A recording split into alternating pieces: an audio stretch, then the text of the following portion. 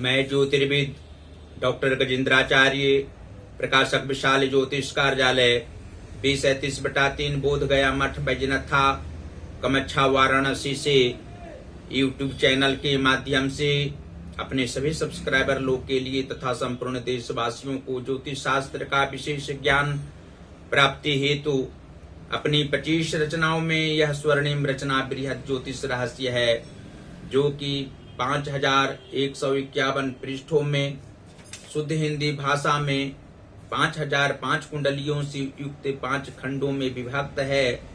इस ज्योतिष महाग्रंथ बृहद ज्योतिष रहस्य को इतनी कलम अर्थात 525 कलम से मेरे द्वारा रचना हुई है। आज आप लोगों को जन्म कुंडली के अष्टम भाव में मंगल एवं बुध ग्रह को बैठने का फल स्पष्ट शब्दों में वर्णन करने जा रहा हूं। जन्म कुंडली के अष्टम भाव में मंगल एवं बुध के मेल से जातक को अन्यायी व्यक्ति के रूप में देखा नहीं जा सकता। इन पर विश्वास किया जा सकता है। छल प्रपंच में यह पड़ा रहे अथवा नहीं, इसे अपयश ज्यादा लगता है। चित्त में स्थिरता हमेशा नहीं रहती है। मन अशांत रहना स्वाभाविक बात होती है। इसके साथ लोग सदैव अभद्र व्यवहार भी कर सकते हैं। भाग्योदय होने वक्त ही विघ्न उत्पन्न होना अनिवार्य। विशेष रूप से बुध के कारण जातक को कष्ट व तकलीफ होता है। मंगल भले ही मानसिक कष्ट प्रदान करता है, लेकिन सांसारिक सुखों में यह सहायक सिद्ध होता है। आंतरिक तनाव को दूर करता है। कभी कभी जातक की आत्मरक्षा भी यह करता है। ऐसे यदि इसके अगले भाव स्थान में शनि बैठे हों तो अशुभ फल प्राप्त नहीं होता है। धनोपार्जन में अत्यधिक परिश्रम व धन व्यय करने पर घाटा व हानि होती है, लेकिन धैर्य यदि जातक धारण अंत तक करें तो युवावस्था के उपरांत स्वरोजगार में वृद्धि स्वतः होने लगेगी। पराये लोग भी आपके साथ देने लगेंगे। परिवार में सुख शांति देखने को अवश्य मिलेगी। आयु व मृत्यु पर्यंत फिर आगे जातक को कोई भी व्यक्ति अन्यायी नहीं कहेंगे और न उस रूप में देखा करेंगे। अपयश धीरे धीरे वृद्धावस्था से पूर्व जातक को बिल्कुल मिट जाएगा। छल प्रपंच से हमेशा के लिए दूर हो जाना ज्योतिष की प्रणाली से स्पष्ट है।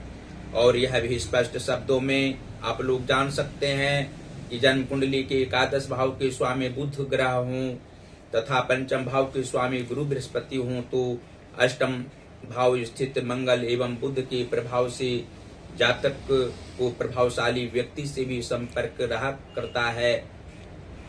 इनकी भावनाओं को समझने वाले पारिवारिक क्षेत्र में कम, लेकिन बाहरी क्षेत्र में अवश्य ही व्यक्ति होते हैं। मित्र साथी संगी के रूप में भी इनकी सहायता कुछ समय के लिए करने वाले होते हैं और अधिक परिश्रम करने की क्षमता इनमें रहा करती है।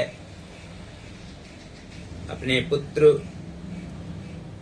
के कार्यों से प्रसन्न रहने वाले होते हैं। संतान सुख की प्राप्ति होती है। मानसिक तनाव भी संतान जनों के लिए इनको रहा करता है और आत्म रक्षा करने की भावना भी जातक में, स्वजनों की आत्मरक्षा करने की भावना इनमें रहा करती है। तेज मस्तिष्क के होते हैं। अपने बलबुत्ते पर कार्य करने वाले होते हैं और जन्म कुंडली के कर्म भाव के स्वामी सूर्य ग्रह हों तथा मातृभाव के स्वामी शनि ग्रह हों तो अष्टम भाव स्थित मंगल एवं बुध के प्रभाव से जातक को कर्म क्षेत्र में अधिक मन लगता है, लेकिन मानसिक तनाव में भी रहना पड़ता है। स्वजनों के कारण मानसिक तकलीफ होना किसी भी अवस्था में स्पष्ट है। कर्म क्षेत्र में भी सहायक लोग से दुखी ये रहा करते हैं और आत्मिक संबंध किसी भी काल में ज्यादा व्यक्ति से नहीं रहना भी स्पष्ट है। मातृ सुख अवश्य होता है, लेकिन इनकी माता को शारीरिक कष्ट होना स्वाभाविक है। उनकी परेशानियों को ये जातक समझने वाले होते हैं। अन्य परिवार परिजन इनकी माता के कष्ट को समझने वाले नहीं होते हैं, उनके विचारों का सम्मान करने वाले नहीं होते हैं, उनकी भावनाओं पर आघात पहुंचाने का काम अन्य परिवारजन किया करते हैं। लेकिन यह जातक अपनी माता को प्रेम भाव से रखा करते हैं और जन्म कुंडली के भाग्य भाव के स्वामी चंद्रमा हो तथा धन भाव के स्वामी गुरु बृहस्पति हो तो अष्टम भाव स्थित मंगल एवं बुध के प्रभाव से जातक का भाग्य किसी भी रूप में कमजोर नहीं होता है, लेकिन भाग्योदय कुछ विलंब से होता है। भाग्योदय होने के बाद धन संपत्ति ये बनाने वाले होते हैं और अधिक समय तक धनोपार्जन करने की क्षमता भी इनमें रहा करती है। तेज मस्तिष्क होने के साथ साथ हृदय इनका विशाल होता है और धनाभाव वृद्धावस्था में भी नहीं रहा करता है। ऐसे जीवन के पूर्वार्ध भाग में धन का कुछ अभाव रहना स्वाभाविक है। मानसिक परेशानियों की सामना करते हुए विद्या अध्ययन ये जातक करने वाले होते हैं और जन्म कुंडली के सप्तम भाव के स्वामी शुक्र ग्रह हों तथा लग्नेश मंगल ग्रह हों तो अष्टम भाव स्थित मंगल एवं बुध के प्रभाव से जातक का दाम्पत्य जीवन सुखमय तो नहीं रहा करता है, लेकिन दुखमय भी नहीं होता है। सामान्य रूप से ये परिवारजनों के मध्य में रहने वाले होते हैं, सामान्यतया जीवन यापन करने वाले होते हैं। मानसिक तनाव में भी प्रसन्नता इनके मुखमंडल पर अवश्य ही रहा करती है और शरीर इनका कमजोर किसी भी रूप में नहीं होता है। अंत अवस्था में भी आत्मबल ऊंचा रहने के कारण शारीरिक कष्ट होने पर भी शरीर में बल रहना स्वाभाविक है और अंत में यह आप लोग जान सकते हैं कि जन्म कुंडली के पराक्रम भाव के स्वामी शनि ग्रह हों तथा रोग व शत्रु भाव के स्वामी मंगल ग्रह हों तो अष्टम भाव स्थित मंगल एवं बुध के प्रभाव से जातक प्रभावशाली व्यक्ति के रूप में होते हैं। पारिवारिक क्षेत्र में भी प्रसन्न रहा करते हैं और सामाजिक क्षेत्र में भी प्रसन्नता पूर्वक कार्य करने की आदत इनमें रहा करती है और अन्य जनों से प्रेम भाव से रहने की भी आदत होती है। अपने अनुसार काम करने वाले होते हैं, अपनी भावनाओं के समान अन्य व्यक्तियों की भावनाओं को समझने वाले होते हैं और जन्म कुंडली के बे भाव के स्वामी शुक्र ग्रह हों तथा अष्टम भाव के स्वामी बुध हों और अष्टम भाव स्थित मंगल एवं बुध बैठे हों तो अवश्य ही जातक को मानसिक तनाव मित्रजनों से कभी कभी अकस्मात जीवन के पूर्वार्ध भाग में होना और इनके भाग्योदय में भी विघ्न पड़ना स्वाभाविक बात होती है। मानसिक परेशानी के साथ साथ आर्थिक कष्ट की भी सामना करनी पड़ती है। ये जातक जानबूझकर अपव्यय धन का नहीं करते हैं, समय का भी बचत करने की आदत इनमें होती है। अनावश्यक रूप से समय बर्बाद करने वाले नहीं होते हैं और नीच भावों में यदि शुभ ग्रह बैठे हों और उच्च भावों में पापक ग्रह बैठे हों तो अष्टम भाव स्थित मंगल एवं बुध के प्रभाव से जातक में शारीरिक क्षमता अधिक तो होती है, लेकिन कुछ शारीरिक कष्ट की सामना भी करनी पड़ती है। मानसिक तनाव भी होता है, आर्थिक तंगी भी रहती है।